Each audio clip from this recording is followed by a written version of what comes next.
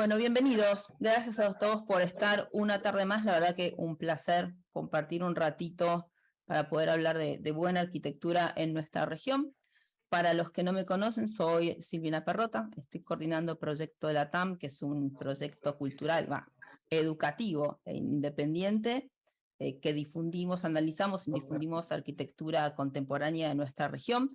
En esta charla nos acompaña la Universidad Santo Tomás de Medellín, así que vamos a agradecer a Oscar Santana, que es el decano, por el apoyo que nos dio para estas dos últimas charlas, que las hicimos con estudios de Medellín, que además dan clases en la universidad. Para los que participen en la charla de hoy, les agradecemos que en la medida de lo posible hagan historias, hagan capturas de pantalla, nos ayuden a difundir el proyecto nuestro proyecto y además el proyecto o las obras que hacen los estudios que invitamos. Hoy recibimos a Taller Síntesis. Taller Síntesis es un estudio, como verán, muy joven de Medellín, formado por Fajid Maya y David Cuartas. Ellos, a ver, les puse el resumen, pero voy a leer algo muy cortito.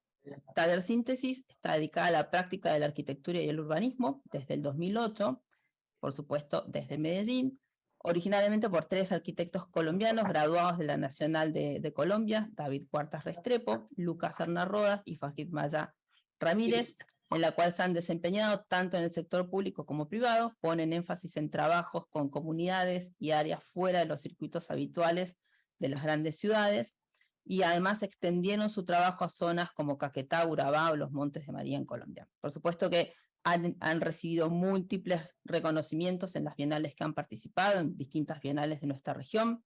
Tienen la práctica de los concursos, lo cual es súper interesante, ya les vamos a preguntar. Y tienen un rol muy activo dentro de la academia, como ya les conté, dan clases en la Santo Tomás, en la sede de Villavicencio, así que les damos la bienvenida. Bienvenidos David, bienvenidos Fajid, gracias por compartir este ratito con nosotros. Hola, ¿cómo están? Hola a todos. Pues empecemos de una. Sí, de una. Nosotros, como contaba Silvina, ahora tenemos casi todo nuestro ejercicio en Colombia, ¿cierto?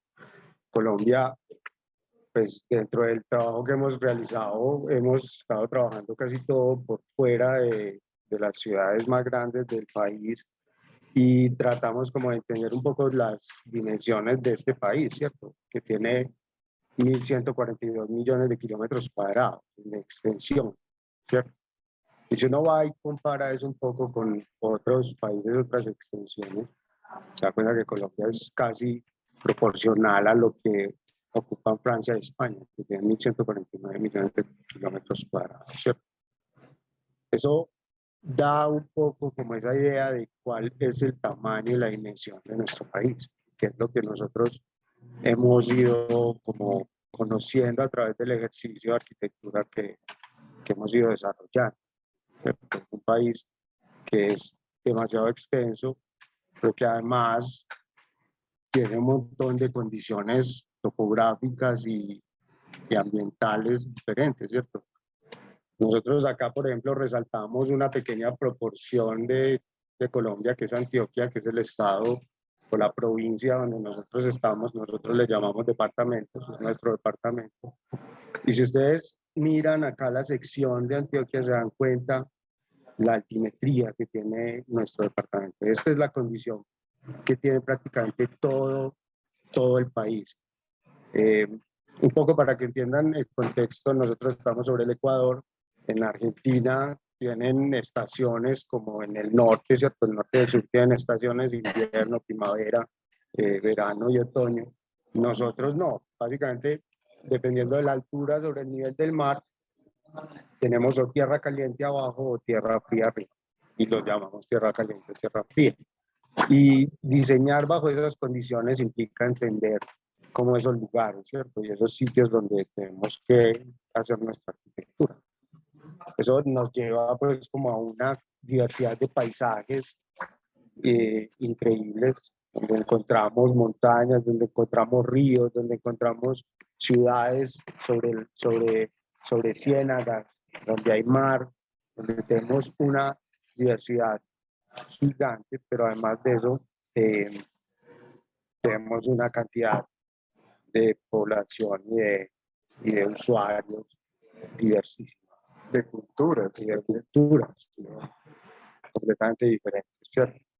Que de cierta manera enriquecen el ejercicio y enriquecen la arquitectura que hacemos, ¿cierto?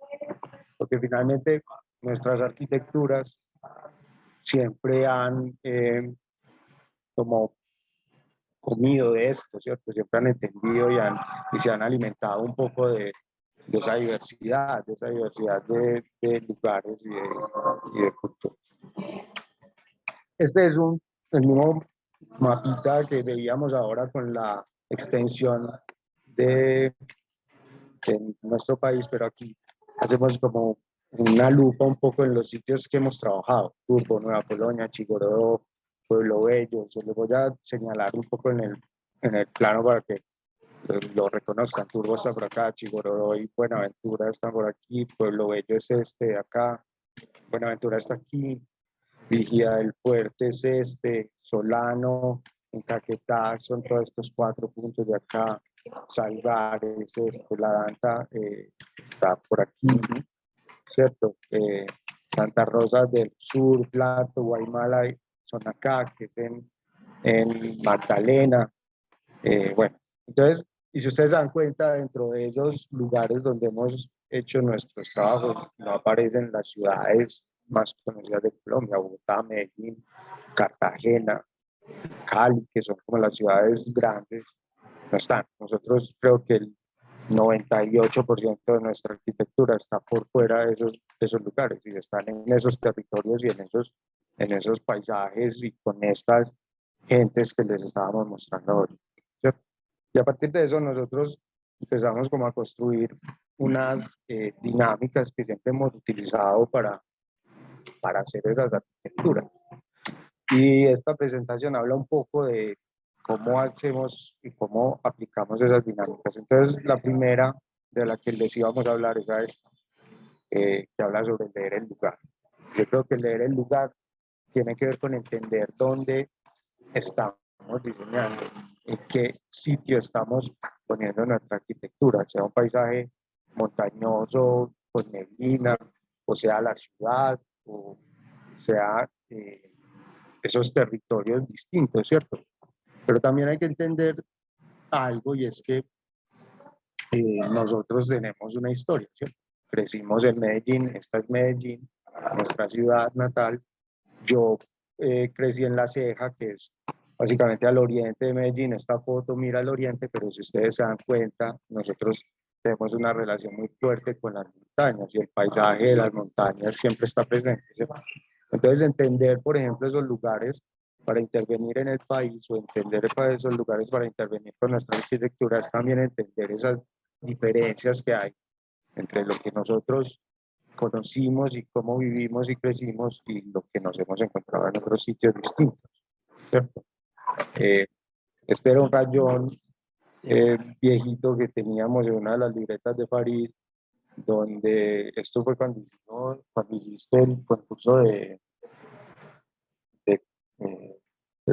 Esto fue para la Santo Tomás directamente. Esto fue como una libreta que nos dieron para dibujar lo que quisiéramos. y por ejemplo ahí hablábamos sobre la muralla que tiene Medellín, que es precisamente esa relación que se tiene como con la montaña del paisaje. Que con estar, es que los que conocen Medellín no van a entender bien, pero estar en Medellín es como estar en un patio y hacia todos los costados lo que es son montañas, o sea, no se ve más allá. Entonces tu relación es como con el suelo, con la montaña y con el cielo, pero no hay una relación con el horizonte lejano, es como una cosa próxima siempre. Si las visuales siempre están contenidas, ¿cierto? Pero eso no sucede en otros lados de nuestras topografías, de nuestra nación, ¿cierto? Hay sitios donde la planicie es como lo que más reina, ¿cierto? Ríos, donde hay zonas selváticas fuertes. Son los Montes de María. Estos son los Montes de María. Esto es Vigía del Fuerte, donde también cambian ciertas definiciones que nosotros teníamos preconcebidas, como la calle, ¿cierto? esto es una calle de Vigía del Puerto, es una cosa muy distinta a la calle que entendemos de nuestras ciudades y de los sitios donde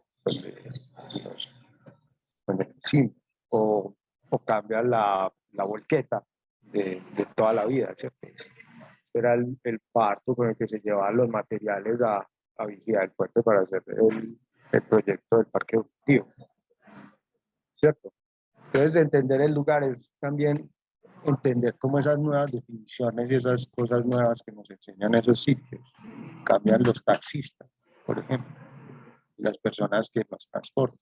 El que está en el centro se llama Don Evelio, que nos estuvo transportando una semana en lancha en el Caquetá. O las autopistas. Esto es el acceso a Montes de María, a Guayacán, es donde hicimos el aula ambiental y era muy paradójico porque decían que el viaje ya no se demoraba porque tenían autopista. Antes había que entrar prácticamente en mula, pues a caballo, ¿cierto? Ahora tienen una vía muy mala, pero ya no se demoran 12 horas entrando, sino que se demoran 4 horas en llegar al- Y que hablando de volqueta, esta es la volqueta con la que hay que llevar los materiales a la obra. O sea, no había un vehículo más grande que este que pudiera entrar. Y también encontramos en esos sitios zonas y lugares que están en unas carencias muy fuertes, unos sitios donde falta presencia del Estado, donde no hay servicios básicos. Esto es Nueva Colonia en Turbo, que es un corregimiento de Turbo, donde no hay alcantarillado, por ejemplo, ¿cierto? O encontramos ciudades o pueblos como Nueva Venecia, esta es la Ciénaga de Santa Marta, que está en la mitad de la ciénaga. Este mapita era muy particular porque usted está aquí, pero hecho por ellos con la ciénaga. Este es el Mar Caribe, acá está Barranquilla a la izquierda y Santa Marta está hacia la derecha. ¿Qué es esto? ¿Cierto? Donde la condición del lugar es completamente distinta, donde la condición del territorio es completamente distinta, donde incluso las mascotas se adecúan al lugar y aprenden a vivir en esos entornos. Era un cerdo dentro de la ciénaga que estaba comiendo buchón de agua.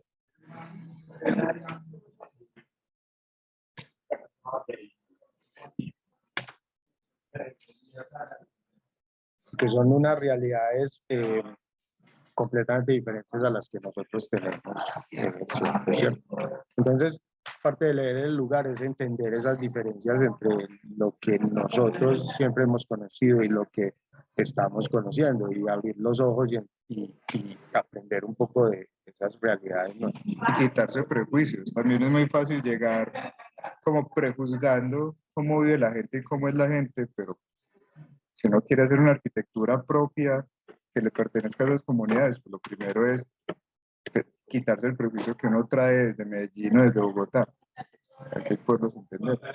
Claro que además tienen como el aprendizaje de la tradición, ¿cierto? De lo que han hecho durante mucho tiempo y que funciona bien y está bien.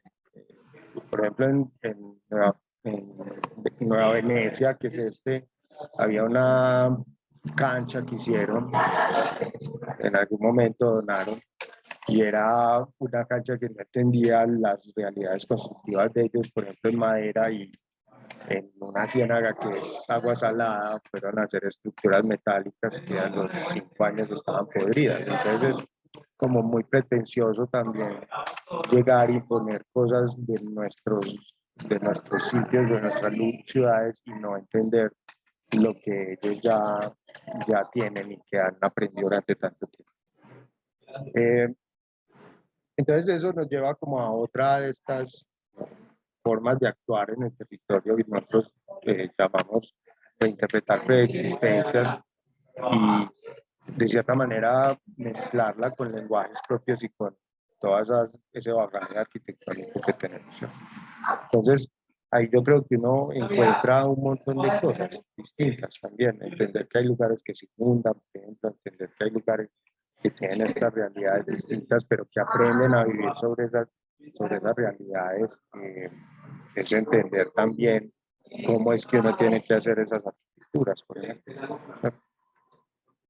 Entender que hay lugares donde había las zonas sociales y comunes de la casa se utilizan distinto, donde hay corredores que son en esencia esos espacios comunes, esos espacios de encuentro, ¿cierto?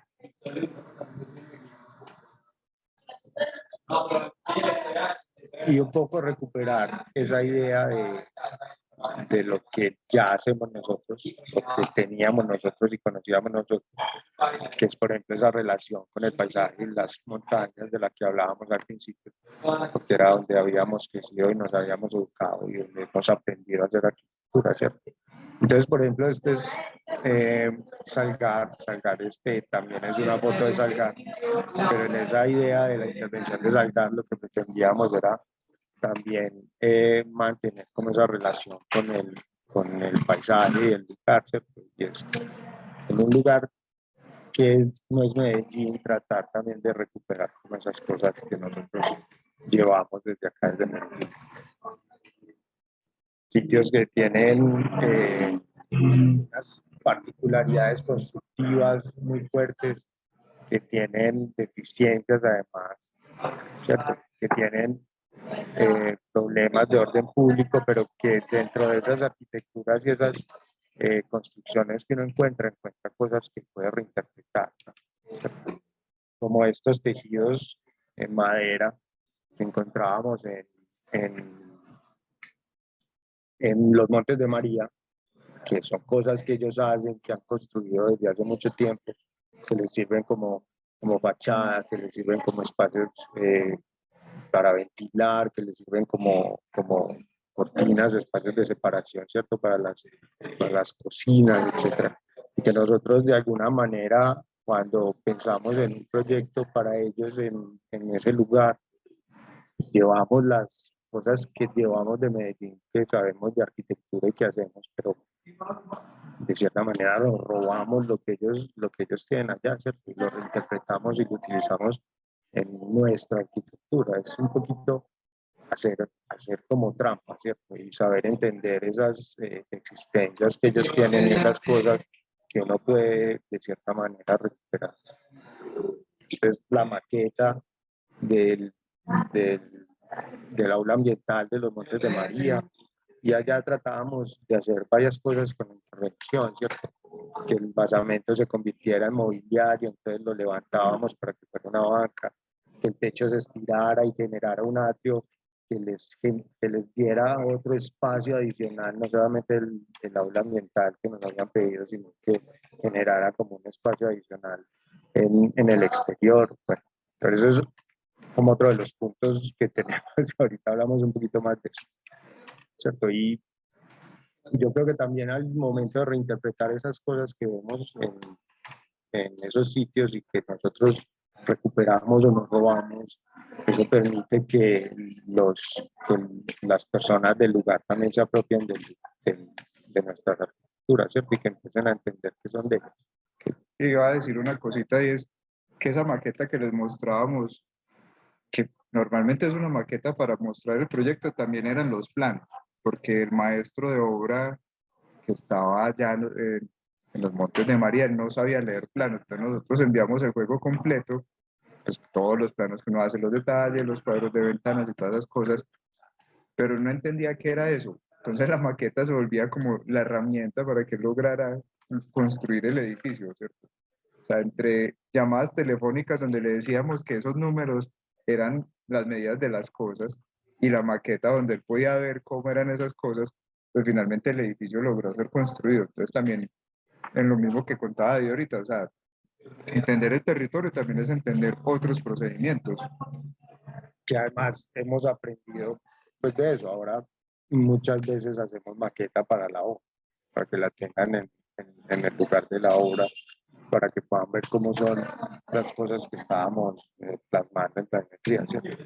Esto, por ejemplo, es Pueblo Bello, que ahí hay una condición también muy particular donde las zonas comunes, como las zonas sociales de las construcciones, están abiertas del todo y las zonas privadas están cerradas. Y esos son elementos, por ejemplo, que se reinterpretan en la Casa de la Memoria, ¿cierto? De Pueblo Bello, donde hay unas áreas mucho más privadas que son los salones, pero las zonas comunes y sociales, pues como las áreas públicas son abiertas y ventiladas todo el tiempo. ¿Qué querés decir? No, que les encargamos con curiosidad que busquen la historia de Pueblo Bello, que es una historia realmente muy triste, sobre un lugar que le tocó muy duro en la época de la violencia más intensa. Y que esos niños no están posando. En estas fotos, realmente el fotógrafo estaba ensayando la cámara y vio a los niños jugando. O sea, el edificio apenas lo íbamos a inaugurar y los niños ya estaban apropiados y jugando con él. Yo creo que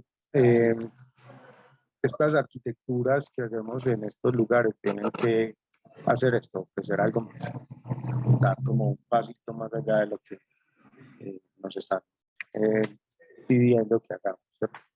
Entonces, encontramos sitios donde hay demasiadas carencias y sabemos que esos edificios puede ser el único edificio institucional o el único edificio de esas condiciones, esas características que hagan, ¿cierto? Y creemos que es fundamental que en estos lugares empiecen a suceder cosas y a pasar como esas cosas adicionales. Por ejemplo, aquí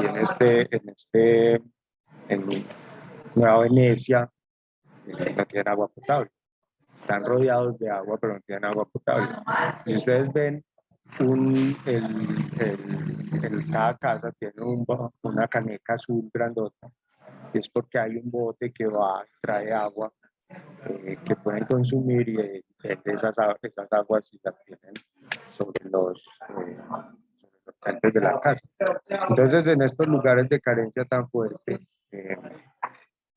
sabemos y entendemos que los edificios que hacemos tienen que generar como esa cuota extra. Entonces, otra vez Nueva Colonia, y por ejemplo en Nueva Colonia sabíamos que era un lugar que tampoco tenía alcantarillado y no tenía acueducto, entonces el colegio planteó una zona muy técnica, muy dura, pues como que uno nunca piensa que esto pueda llegar a ser parte de esas arquitecturas, pero que son áreas donde se reciclan agua y donde se recupera el agua lluvia y se trata, ¿cierto? Y la pueden consumir. Sí, eso no es fotogénico, pero eso es esencial. O sea, pues, por ejemplo, pensando en un colegio, garantizar que los niños puedan comer, tengan agua limpia que tomar, significa también que los niños pueden mejorar sus procesos de aprendizaje.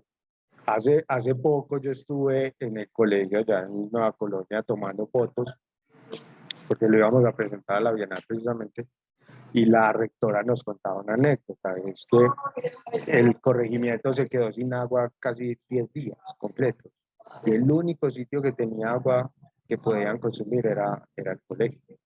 Entonces, ya incluso se le estaba volviendo un problema, era porque todo el mundo ya iba a robarse el agua del colegio, ¿cierto? Pero fíjense cómo es entender ese lugar y tratar de ofrecer como esa milla más, o ofrecer espacio público adicional, ¿cierto? Nos piden solucionar un colegio, pero dentro de esa propuesta nosotros pensamos que si retrasábamos las fachadas del edificio, lo más que pudiéramos, podíamos estar ofreciéndole espacio público a un lugar que no tenía una plaza, un parque, por ejemplo. ¿Cierto? En Vigía era ofrecer una calle protegida, y que además se convirtió en escenario de un montón de cosas que sucedían después, las fotos de los matrimonios, ¿cierto? La posesión del alcalde nuevo, todo pasa en este edificio. Ofrecer zonas donde la gente se pueda reunir. Estas son las casas que hicimos en Salgar, y siempre dentro del desarrollo del proyecto decíamos, hay que hacer una banca en la parte de afuera, hay que hacer una banca en el corredor, y los apartamentos se retrasan y generan como una expansión, o se amplía el corredor, y es precisamente para generar esos espacios de encuentro. O sea, eso es vivienda en Colombia, no sé cómo se llama en Argentina, pero en Colombia está la figura de la vivienda de interés prioritario y la vivienda de interés social, que son viviendas que tienen apoyo económico por parte del Estado y que usualmente tienden a la hipereficiencia para alcanzar a estar dentro de los rangos, ¿cierto?, de los subsidios. Pero, por ejemplo, estas viviendas de Salgar, aprovechando una serie de condiciones que si quieren algún día les contamos, hacíamos algo que puede que suene totalmente ineficiente, es que el 33% de los edificios se destinaban a circulaciones colectivas, ¿cierto? Espacios colectivos, pero es porque esa foto que les mostró ahorita David de esa casa roja, que tenía la ropa colgando y tenía lo que aquí llamamos el zaguán, un espacio para poder mirar afuera, decíamos que tenía que estar presente en los nuevos edificios. Entonces, ese tercio del edificio que se destina a eso, finalmente lo que posibilita que las comunidades vuelvan y como que tejan esas tradiciones. Entre esas, la que hacen estas señoras, que es salir al balcón a tomarse un cafecito. Yo iba a mencionar que era precisamente esa lectura y reinterpretación de eso que habíamos visto en la Casa Roja, ¿sí? O generar un patio frontal y un patio posterior, ¿cierto? Estas eran las casas de Salgar también. En Salgar fue un municipio que se lo llevó una crecida de una quebrada, mucha parte del municipio, y hubo una propuesta de viviendas en torre, en el área urbana del municipio, en la parte rural. Hicimos estas casitas. Entonces, la idea era simplemente dislocar un poco las casas, desplazar la zona social como hacia adelante y la zona privada hacia atrás, para generar este espacio también de zaguán y como de corredor de encuentro que veíamos también en la Casa Roja, pero que además se convierte como en un patio y que permite tener otro patio en la parte de atrás. Sí, lo encantador de esa foto es que llevaba 2 meses de entregada la casa y ya la casa no nos pertenecía, que creo que es otro punto que vamos a tocar ahorita. Y eso pasó con muchas, o sea, hay casas con escudos de los equipos de fútbol, o sea, todo sucedió muy rápido, muy, muy rápido. La gente se apropió de ellas, inmediatamente se terminaron, pues, que se las entregaron y empezaron a hacer modificaciones. Dentro de esto de ofrecer algo más, yo ahorita con la maqueta les decía que tratamos de estirar esa cubierta lo más que podíamos para generar un atrio que también sirviera como espacio de encuentro, ¿cierto? No solamente el aula ambiental en el interior, sino la parte de atrás, desde afuera. Y también pensábamos que esa arquitectura tiene que ofrecer espacios donde la gente se pueda sentar y pueda permitir como estas actividades.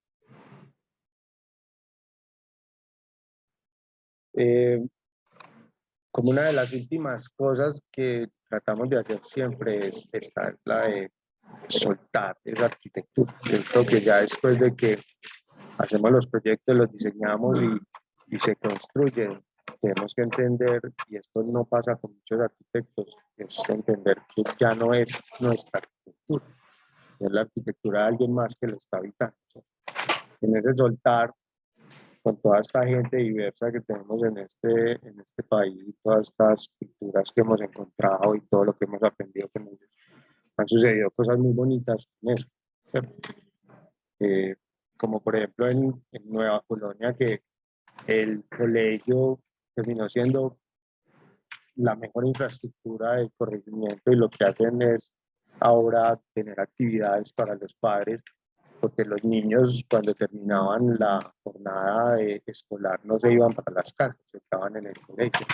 Entonces los papás terminaron yendo al colegio a ver qué pasaba y se dieron cuenta de las condiciones del colegio, y entonces el colegio empezó a hacer clases y actividades para ellos, ¿cierto? Para que compartieran esos horarios fuera de clase con sus hijos, que eran pues como otra jornada paralela. O como esto que sucedió con Vigía, que nos llamaron, nos escribieron a decir nos están dañando el parque educativo. están dañando las bancas. Claro que esto es la parte de afuera, en la del área Sí, eso pública, es en el ¿cierto? espacio público. Y cuando dijimos que nos mandaron una foto de qué es lo que estaban haciendo, estaban rayando las bancas, pero rayando las bancas con un mensaje muy particular, ¿cierto? Como, cuidémoslo porque es de todos. Hay como una apropiación muy interesante donde ya entienden que esos proyectos son de ellos, ¿cierto? Y ahí es donde nosotros empezamos a entender que no son de nosotros ya, ¿cierto? O en Pueblo Bello con esto que les decía Farid, que busquen por favor, si encuentran la historia y todo lo que sufrió con la violencia. Tenían al principio un memorial donde habían unas piedras, tenían un muro pintado azul con los rostros de unas víctimas que tuvieron y unas piedras que tenían unos mensajes muy fuertes, como de venganza, ¿cierto? Y otra cosa distinta, unos mensajes completamente distintos.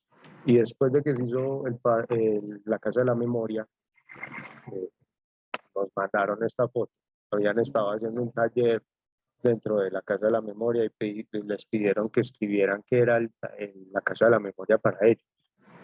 Y hubo como un cambio de mentalidad muy fuerte, porque los mensajes ya empezaban a tener un positivismo muy particular ligado a la casa, ¿cierto? Ya empezaban a hablar de armonía, de persona, de esperanza, de perdón. Incluso era muy bonito porque hacen como una cosa y es como un museo itinerante, donde se habla de ciertas comunidades afectadas por la violencia. Dentro de ese museo itinerante le pidieron a la gente de Pueblo Bello que enviara cosas para nutrir la exposición del museo. Y nos llamaron a pedir la maqueta. Ellos consideraban que parte de lo que querían contar de su proceso relacionado con la violencia y con superar la violencia era contar que ese edificio existía. O sea, pues el edificio finalmente no importa tanto como los procesos que ha hecho la misma gente, pero pues nos llena de orgullo ser parte de eso. O, por ejemplo, entender que alguien recibe su casa y la convierte en otra cosa completamente distinta. Este personaje de acá convirtió la casa en una fonda. Una fonda para nosotros es como una tienda. Es una tienda bar. Sí, ahora es más bar, pero yo creo que hace unos 100 años era un sitio de abastecimiento para los arrieros, ¿cierto? Que eran las personas que hacían como el transporte de mercancías en nuestras topografías. Esto lo hacían con mulas. Entonces, literalmente el señor hizo dónde alimentar las mulas, dónde darles de Sí. beber. Entonces, convirtió su sala, la sala de su casa, en la fonda, ¿cierto? Es una tienda. Y cuando nos llegó esto, pues como que se nos estalló la cabeza. Es una maravilla, a mí me encanta esta foto. Uh-huh. Y después eh, hizo más, ¿cierto? Aquí este techo lo extendió, entonces ya protegió de todo el patio, construyó un baño aquí atrás, ¿cierto? Como para darle servicio a sus clientes. Sí, y otra vez les decimos, esta foto había pasado un mes, esta ni siquiera 2 meses, había pasado un mes desde que se la habían entregado. Y bueno, pues también no queremos solo hablarles como de los conceptos generales, sino que les queremos mostrar un proyecto que David ya ha ido dando como pistas de él, que es el Colegio de Nueva Colonia, que le dicen, el megacolegio ahora se llama distinto, ¿cómo es que se llama? 29 de noviembre. No, ya no, ya ¿No? se llama distinto, se llama Pancracio, no sé qué ahorita les contaba. Y si lo ven, este es el Urabá antioqueño, una zona muy rica de agroindustria que tiene unos problemas de violencia bien intensos en la década de los 80 y los 90 con muchas masacres, muchas. Y por donde la riqueza en este momento pasa por acá, porque por aquí sacan banano y plátano, para llevar al extranjero, pero por ahora, ahora que viene un proyecto nuevo, la riqueza va a pasar por acá porque van a hacer un puerto gigantesco dentro de este cuerpo de agua, ¿cierto?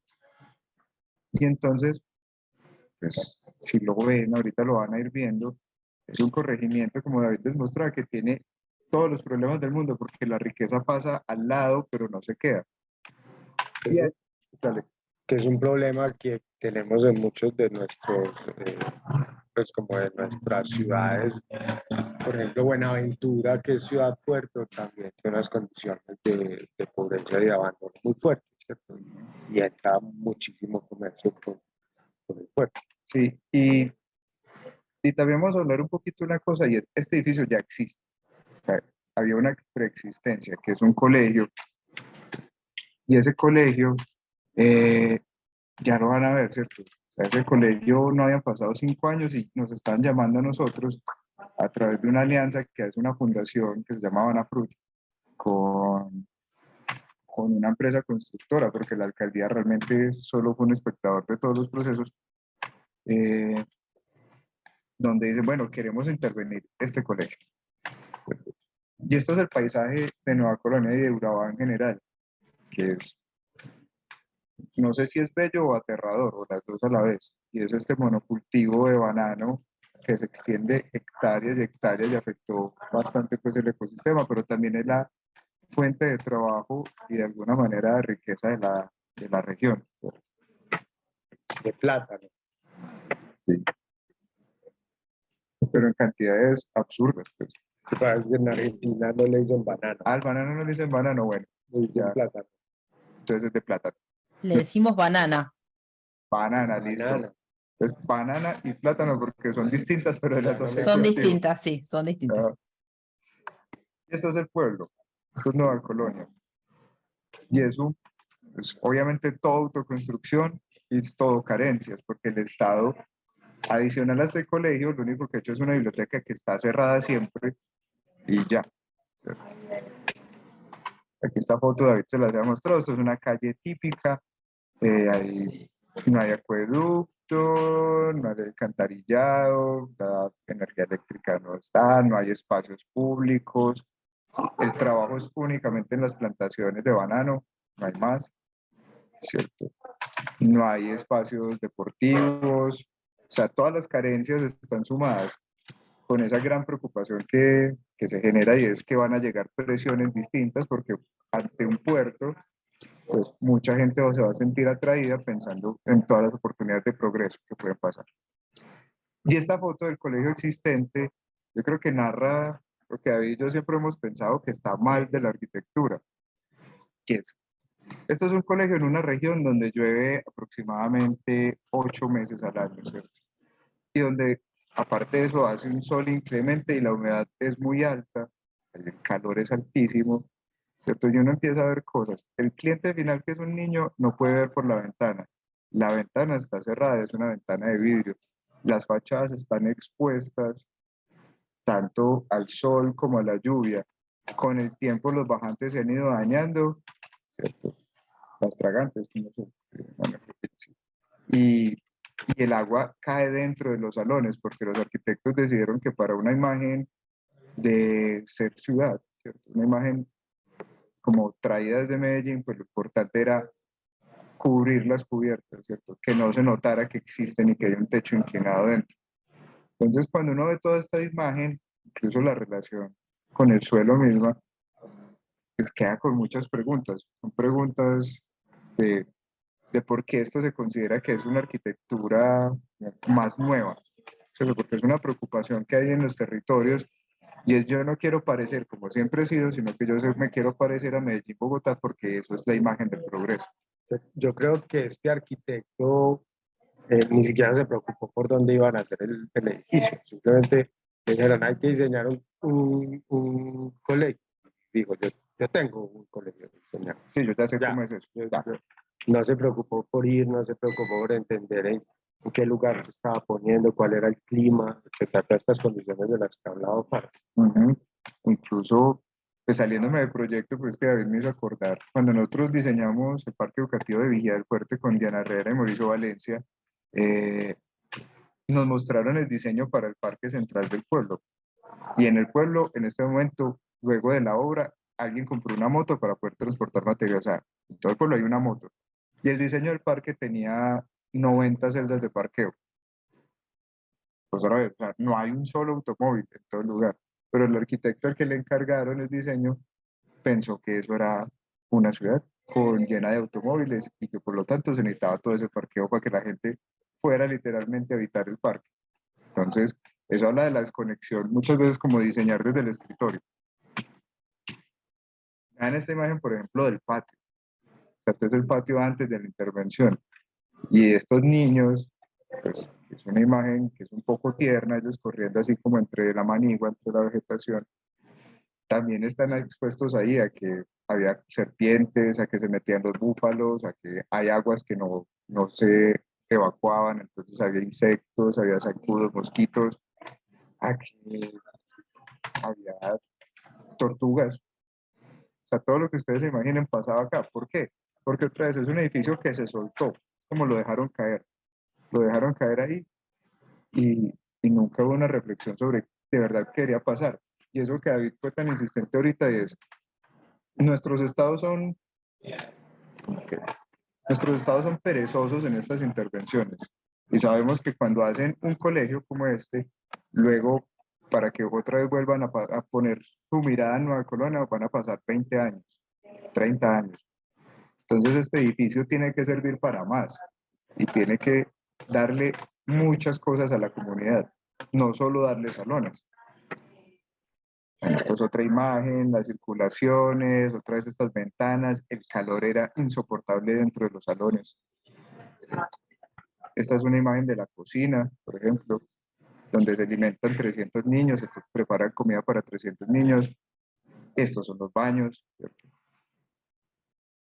Y este era el edificio como una imagen aérea de ese edificio, ¿cierto? A nosotros, otra vez les cuento, pues nos llama esta fundación y nos dice que quieren intervenir.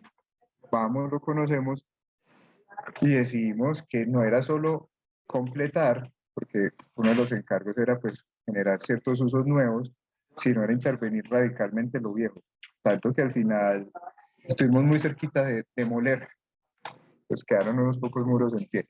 Y esta es una imagen de ese mismo edificio ahora, donde si lo ven, pues se cambió toda la cubierta, eso no es lo más importante, sino que se construyó todo este espacio de patio, zona de juegos, espacio deportivo, y lo que es más importante que les contaba David, y es que se generó el primer espacio público para Nueva Colonia, donde ¿qué teníamos?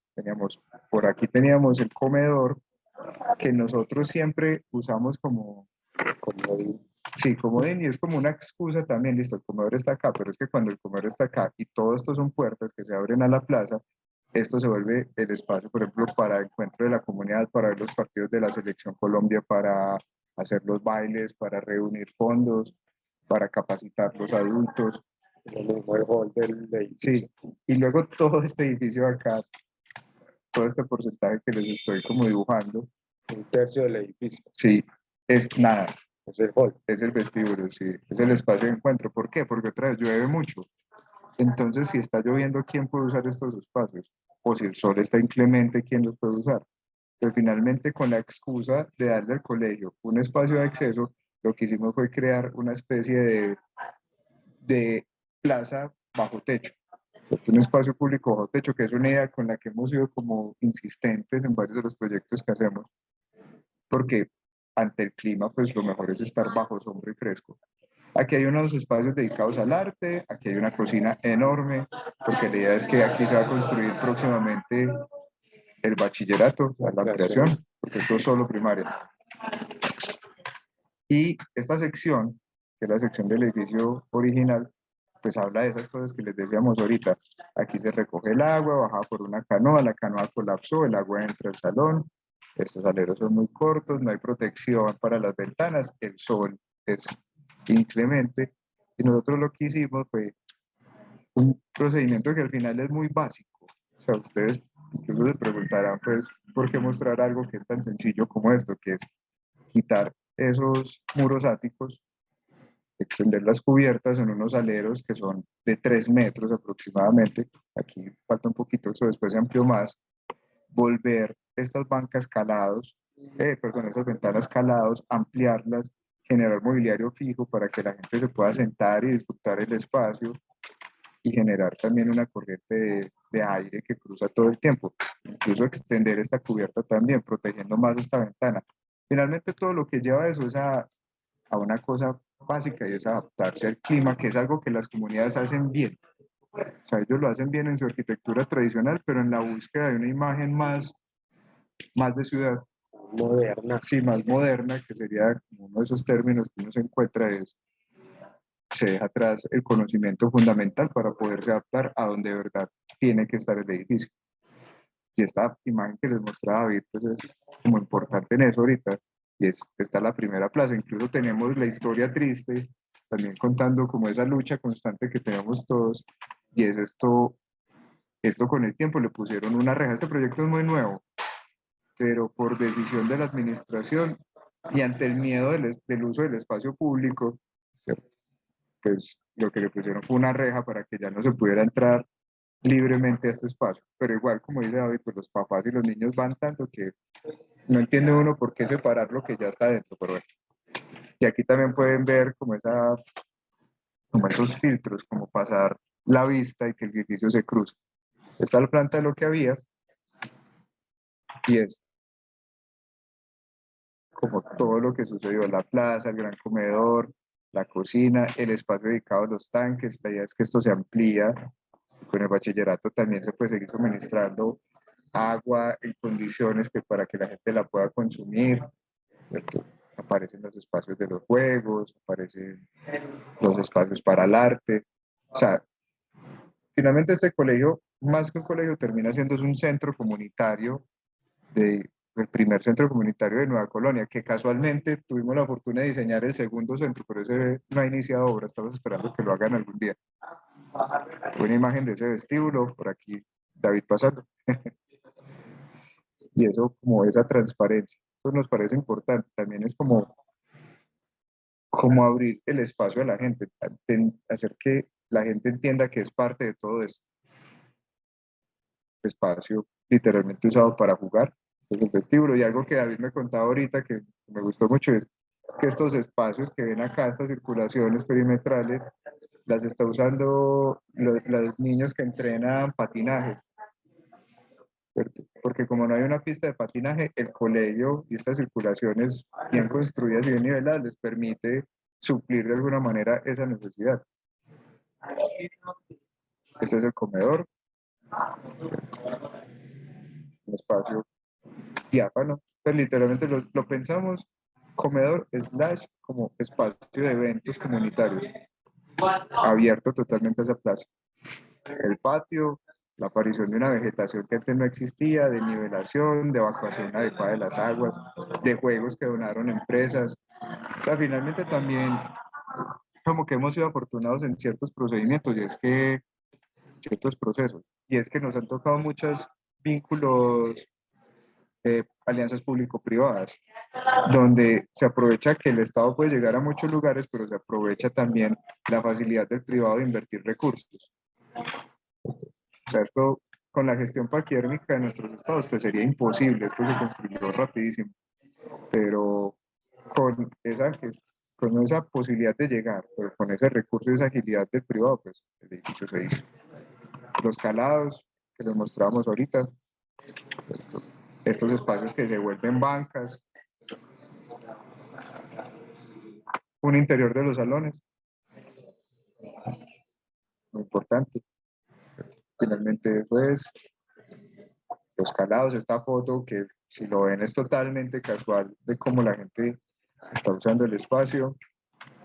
Esto que nos gusta mucho es los niños de verdad se apropian de estos lugares, incluso los profes nos dicen que la única queja es que ya quedó muy ventilado, quedó muy cómodo, que no sé qué, pero que los niños miran hacia afuera.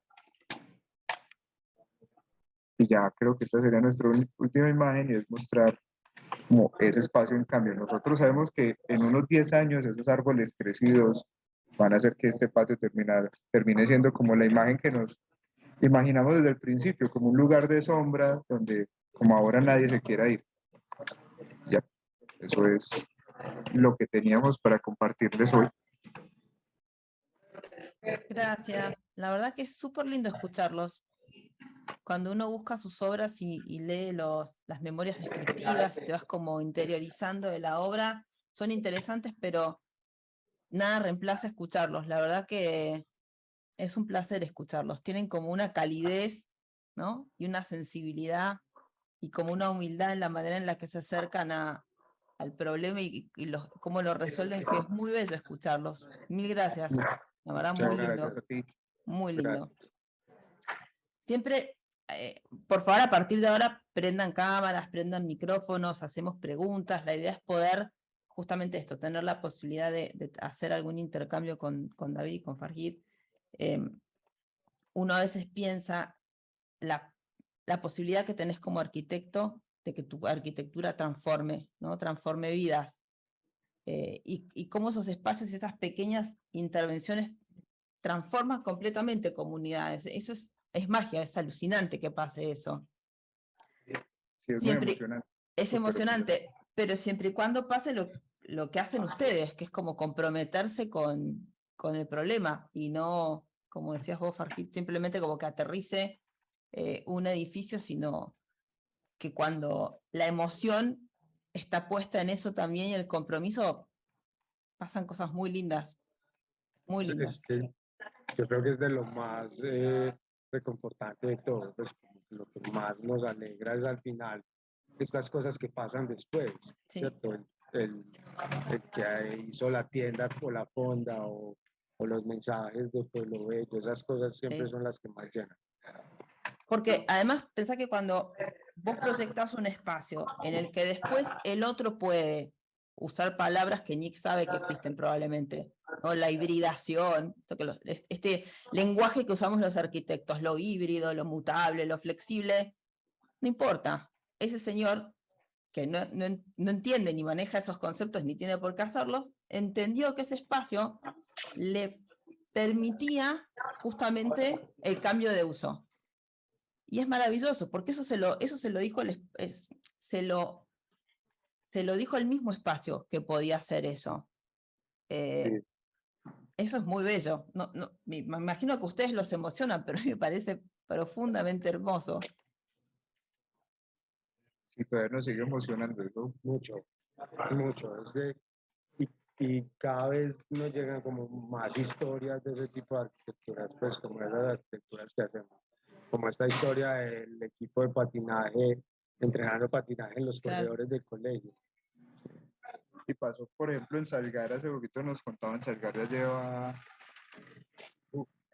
lleva 5 años de inaugurado. Y hace poco un amigo estuvo y pasó tomando fotos y nos mostró que la gente de los edificios, que eso es muy raro que pase, pues yo a mis vecinos no los conozco en el edificio que vivo, pero la gente de los edificios se reunió y empezó a cuidar los jardines. Se armaron como comités para cuidar los jardines del primer piso y sembrar ellos mismos las especies nuevas. O sea, son cosas que como que trascienden. Y otra vez, porque yo creo que eso sí no lo dijimos, pero por ejemplo aquí con las fundaciones con las que trabajamos, ellos hacen un trabajo social también muy intenso, Claro. como reconstruyendo el tejido social. Entonces, la arquitectura no es mágica, nosotros hacemos lo que podemos, pero estas otras personas están haciendo eso otro, que permite que la gente sí conozca al vecino, sí diga, claro, yo quiero cuidar esto porque es de todos, que son procesos largos finalmente, Sí, se miden es en el tiempo. son procesos largos, pero de nuevo, si ustedes no proyectan ese espacio, probablemente ese encuentro no sucede. Sí, sí. Entonces, y también lo que decían al principio, entender las distintas maneras como de apropiarse el espacio y de habitar. Vos en la ciudad, sí, es posible que no conozcas a tu vecino hace 10 años que vivís en el mismo torre de apartamentos y no tenés ni idea quién tenés arriba y quién tenés abajo, pero los vínculos en esas comunidades son distintas. Entonces, poder dar espacios donde la comunidad se encuentre es maravilloso. Y también que me parece súper valorable y a veces lo comparo con algunas cosas que pasan por nuestros pagos, cuando el Estado toma la rienda de construir y no se asocia con el privado, el producto no solamente no es interesante, sino que no produce esta sinergia que produce la obra cuando interviene el privado y tiene otra calidad constructiva, ¿no? Como otro compromiso, y no es simplemente el Estado que tiene que hacer metros cuadrados para resolver problemas que tampoco resuelve finalmente. Ujú. Sí, sí, estamos de acuerdo. O sea, el Estado, pues nuestros estados tienen más músculo de lo que uno creería, pero es un músculo mal usado. Y sí, pero el recurso mal usado es casi como no tenerlo, y es una pena. Es Sí, una pena.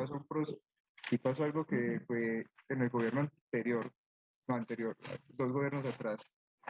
El Estado dijo, vamos a hacer 1 millón de viviendas, 100.000 viviendas, y al final hicieron 1 millón, ¿cierto? Fue la cosa.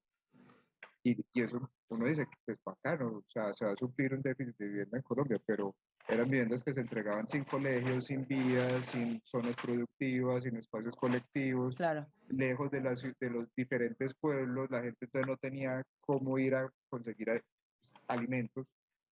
Entonces era un programa como planteado desde los números muy ambicioso, pero muy poco ambicioso desde la concepción general. Y que no tenía ese acompañamiento que París menciona como de las fundaciones y de estas entidades que siempre están capacitando, por ejemplo. Entonces, sabíamos de eh, algunos de esos edificios de vivienda donde llevaron gente que nunca había tenido un sanitario. Bueno, entonces lo primero que hicieron fue coger el sanitario, llevárselo y venderlo para tener plata y pues y orinar desde el balcón. claro. O sea, entonces, que es muy triste, pues si se hace una inversión, pero no se tiene en cuenta al habitante, no se tiene en cuenta el lugar, o sea, es como esa idea de ese colegio aterrizando en paracaídas en cualquier parte. Además eran unas tipologías de vivienda que casi que llevaban a cualquier lugar sin entender, por ejemplo, esas topografías de nosotros, esos cambios de clima tan drásticos que tenemos. Claro. ¿Alguien quiere, perdón, porque si no, no quiero como yo colonizar toda la conversación, si alguien quiere intervenir, decir algo, por favor, es el momento, aprovechen, es ahora. ¿Quién se anima? Nico alzó la mano. Ay, dale, Nico. Bueno, no, pues nada, agradecer. Taller Síntesis. Digamos que hay algo que me quedó bastante de la charla, es la reinterpretación de un lenguaje. Y me gustaría hacer la pregunta, es más o menos, ¿existe un proceso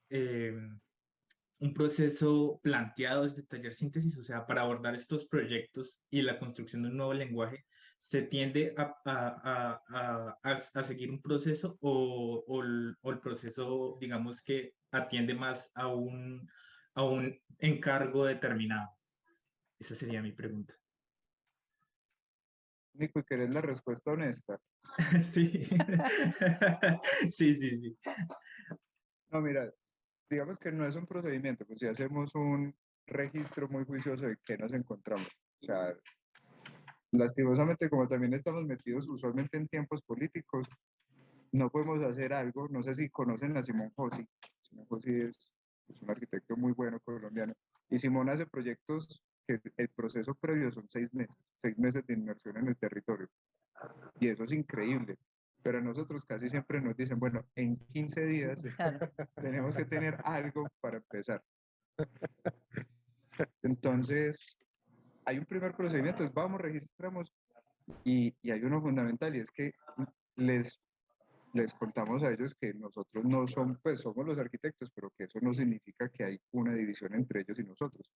O sea, te cuento, Nico, hay una experiencia que nos pasó en el Caquetá, y es que cuando llegamos a un pueblito, la comunidad había hecho, en Colombia se le dice vaca, habían reunido, todo el mundo había puesto dinero, y habían comprado un marranito y lo habían matado en honor a los arquitectos que estaban llegando, ¿cierto? Entonces hicieron chicharrón, costillas, pues, la comida estuvo muy rica, pero les decíamos, no, no, es que usted no tiene que hacer esto, o sea, no se preocupe, pues nosotros somos como ustedes. Entonces derribar esa diferencia entre usted es el técnico y la comunidad, y decir, venga, hable, hablemos, hablemos y ya, también ha permitido que en tiempos muy cortos logremos reconstruir información. Ahora, Si hay un procedimiento formal establecido para reinterpretar las estéticas del lugar, ahí por eso te decía, la respuesta honesta, no, ¿cierto? Cada proyecto ha demandado cosas distintas, pues nos fijamos en asuntos diferentes, ¿cierto? En Vigía la inundación era fundamental, entonces entender cómo en un pueblo donde no hay mediciones, pues con flexómetro midiendo pues, hasta dónde había llegado la mancha de la inundación, por ejemplo. Con eso ya, usando las casas de ellos como un dispositivo que ha almacenado la memoria de esa inundación, podíamos funcionar. En los Montes de María, pues teníamos los tejidos que funcionaban muy bien y los vimos repetidamente. Entonces dijimos, esto es una cosa que ya pertenece a la cultura propia del lugar, pero no hay un procedimiento estándar. Y yo creo que hasta el final no debería haber un procedimiento estándar si estamos hablando de que cada comunidad es diferente y opera distinto.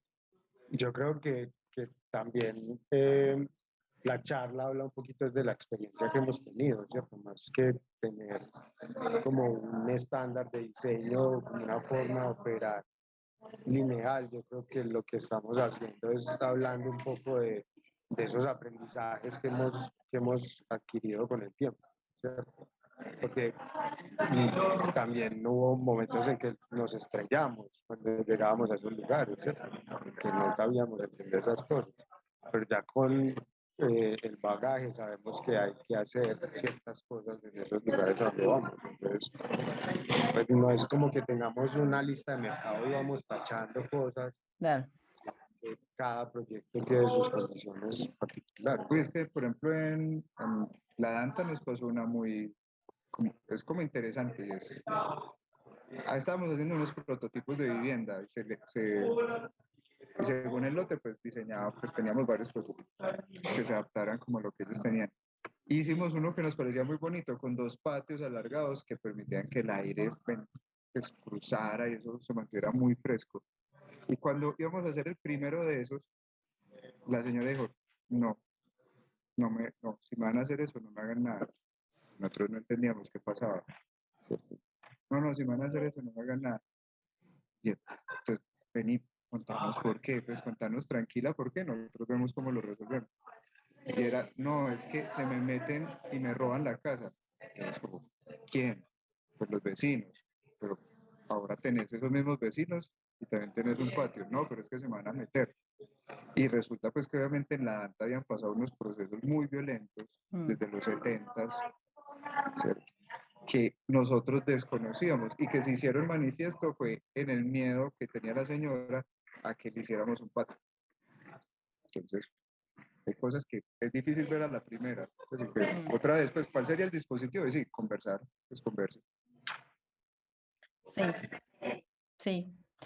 Por ahí, Nico, vos estabas hablando, digo, pensar esto, a veces cuando uno está como dentro de la academia, pensás en ciertos procesos metodológicos formales que te permiten un abordaje o lo que fuese.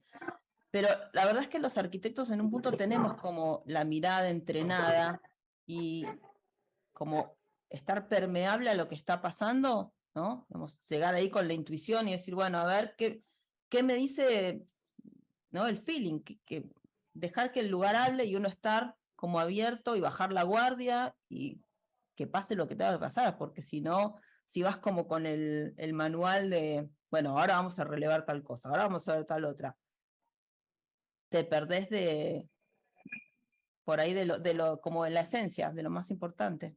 Sí, sí. Si de pronto vas tan académico que no tenés tiempo de ver lo otro. Claro, te quedás como metido en cumplir con un procedimiento que te impide hacer la verdadera conexión con la gente y con el lugar. Y me parece además que ustedes son muy buenos en eso. Me da la sensación de que cuando llegan al lugar el tema del feeling, y por el modo que tienen ustedes dos además, me parece que la gente se ve como, ¿no? Como abrir y entregar el proceso, sin Sí, duda. en general nos va bien con la gente. Sí. Me doy cuenta que sí. Bueno, ¿alguien se anima? Porque la verdad es que me encantaría que alguien se anime a hacer alguna pregunta. Aunque sea en el chat, pueden dejar mensajitos en el chat, ahí estamos saludando también a los que están. Vamos a chequear el chat. Bueno, ¿de qué más quieren charlar? Si no, los liberamos. Pero la verdad que estuvo súper lindo, cortito, pero me pareció como de nuevo, me voy con una sensación de cálida en el corazón. Me encantó haberlos escuchado, fue un verdadero placer. Muchas gracias. No, muchas gracias y lo que necesiten. Pues si después los chicos quieren hablar con nosotros también pueden. Si hoy les dio un poco de pena hablar en público. Me encantaría que se animen. Es un ejercicio porque además no es un espacio académico, ¿no? Como no pasa nada. Tampoco hay que hacer una pregunta brillante ni un comentario brillante. Sí, no. No es necesario, Sí, en lo sí, más no, mínimo. no pasa nada. No forma parte de los objetivos del proyecto, así que bueno, no importa. De todos modos, les agradecemos un montón, David y Farquil, la verdad, súper lindo charlar con ustedes, ver lo que están haciendo, los vamos a seguir sus pasos. ¿Cómo, espera, antes de irnos, cómo vinculan esto con la academia, a sus alumnos? ¿Cómo los involucran en sus procesos de diseño o visitas a campo? ¿Cómo hacen esa costura entre la academia y lo que hacen ustedes? Porque es una oportunidad alucinante de tener contacto con el mundo verdadero, o parte, no del mundo verdadero, digamos, de una porción de mundo que uno estando en una ciudad no ve. Es que en lo rural es más difícil Más complicado, sí. porque hay que sacar un montón de permisos y cosas. Por Sí. ejemplo, ahora en un taller en el que estoy, estamos visitando, pero en Medellín. En Medellín, una comunidad de la que nos hemos ido haciendo amigos, que es el barrio Carpinelo. Entonces ya el lugar de trabajo es el barrio Carpinelo. Ya hace un semestre, por ejemplo, pasó algo muy bonito. Hicimos la visita, que la clase dura 3 horas, pero los chicos se quedaron después comiendo frijoles con ellos, jugaron un partido de fútbol, se bajaron en bus, pues usualmente estudiantes de estratos altos, pues, Sí, gente que rara vez ha montado en un bus, bajaron tomando cerveza. O sea, fue algo como interesante porque también para muchos fue descubrir que el mundo no era exactamente como ellos lo han visto todo el tiempo, pero al campo sí es difícil, ¿sí o qué, Poncho? Es que Es es más muy difícil. bravo. De todas maneras, la Santo Tomás tiene mucha cercanía con algunos municipios o con algunos territorios. Yo particularmente he dado unas charlas similares a esta donde hablamos pues como del ejercicio del taller, pero es más puntual, no dentro de las clases propias de la universidad, sino como en algún seminario, pues, como por otro lado. Pero yo estoy de acuerdo en que se debería poder hacer. Sí. O sea, queríamos poder ir, pero la pandemia hizo todo muy complicado. sí, eso es lo que tiene la academia, tiene esa cosa que es por ahí un poco más compleja. Pero sería interesante armarlo como por afuera. Bueno, Proyecto Latam es Proyecto Latam porque está fuera de la academia, claramente. Hay ciertas cosas que si uno se mete dentro de los tiempos de la academia y el corsé y lo que se supone que se puede, finalmente hay muchas cosas que terminas postergando o directamente no haciendo. Uh-huh. Sí, Entonces, bueno, es un Hay que poco eso. pensar, sí, toca como, hay que pensar, montemos un taller para irnos a pasear por Colombia. hay que Sí. escoger a Proyecto Latam y armamos una ruta por el Urabá al menos. Pues ahí nos vemos. Yo me estoy yendo el viernes para allá, así que espero poder darme un paseo por Medellín. Aquí te esperamos. Bienvenida. Gracias, espero que sí. Bueno, ahora sí, los liberamos. La verdad que lindo, me encantó. No tengo palabras. Mil gracias a los dos. Un placer escucharlos y nos estamos encontrando en cualquier momento. Listo. Aquí te esperamos Silvina, con una muy cerveza. Vamos, listo, gracias. Bueno, gracias a todos los que se sumaron. Muchas Chao. gracias por la charla. Fue un placer para los alumnos de la Universidad de Belgrano. Bueno, ahora les dejo a los alumnos míos, les dejo ahora en un ratito el link, no se preocupen. Ahora se los copio. Gracias.